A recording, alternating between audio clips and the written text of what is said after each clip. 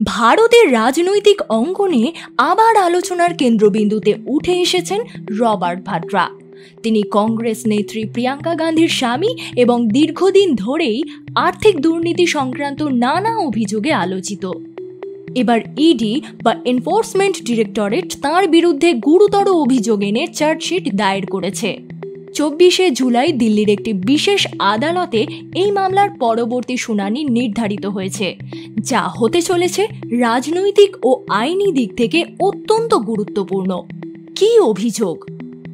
ED যে মামলায় chargesheet দায়ের করেছে তা 2008 সালের গুড়গাঁওয়ের শিখপুর জমি কেনাবেচা সংক্রান্ত।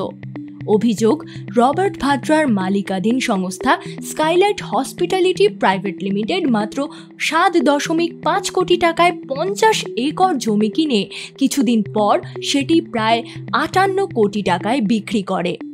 এই বিপুল মুনাফার পিছনে দুর্নীতি ও ক্ষমতার অপব্যবহারের অভিযোগ উঠেছে। ইডি দাবি করছে এই লেনদেনের মাধ্যমে বেআইনি উপায়ে বিপুল সম্পদ অর্জন করা হয়েছে, যা মানি লন্ডারিং অ্যাক্টের আওতায় পড়ে। চার্জশিটে কি রয়েছে? ইডির চার্জশিটে রবার্ট ভাদ্রা ছাড়াও 10 জন ব্যক্তি ও একাধিক কোম্পানিকে অভিযুক্ত করা হয়েছে। পাশাপাশি ইডি 43টি সম্পত্তি ফ্রিজ করেছে, যার মূল্য প্রায় 37 কোটি টাকার বেশি। এই সম্পত্তিগুলোর বেশিরভাগই হরিয়ানা, রাজস্থান এবং দিল্লিতে অবস্থিত। চার্জশিটে বলা হয়েছে এগুলো বেআইনি অর্থের বিনিময়ে কেনা হয়েছিল। 24শে জুলাইয়ের শুনানির গুরুত্ব।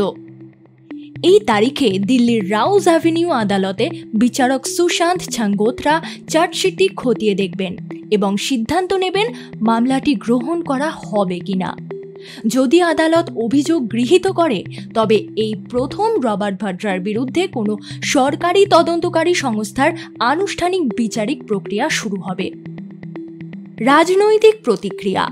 চার্জশিটের পরপরই কংগ্রেস নেতা রাহুল গান্ধী একে 10 বছরের প্রতিহিংসার রাজনীতি বলে অভিহিত করেছেন।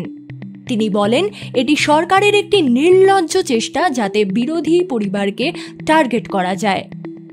কংগ্রেস পুরো ঘটনাকে রাজনৈতিক ষড়যন্ত্র হিসেবে ব্যাখ্যা করছে, যেখানে বিরোধী নেতাদের বদনাম করা এবং ভোটের আগে দৃষ্টি ঘোরানোই উদ্দেশ্য। উপসংহার: রবার্ট ভাদ্রার বিরুদ্ধে এই মামলা শুধু একটি আইনি লড়াই নয়, এটি ভবিষ্যতে ভারতের রাজনীতিতে কংগ্রেস পরিবারের অবস্থান ও জনমানসে তাদের গ্রহণযোগ্যতাকেও প্রভাবিত করতে পারে। 24শে জুলাইয়ের শুনানির দিকেই এখন তাকিয়ে রাজনৈতিক মহল, মিডিয়া ও দেশবাসী। এই শুনানির রায় নির্ধারণ করবে মামলাটি কতটা এগোবে এবং আদৌ এতে রাজনৈতিক উদ্দেশ্য আছে কিনা তা আদালতের বিশ্লেষণই স্পষ্ট করবে।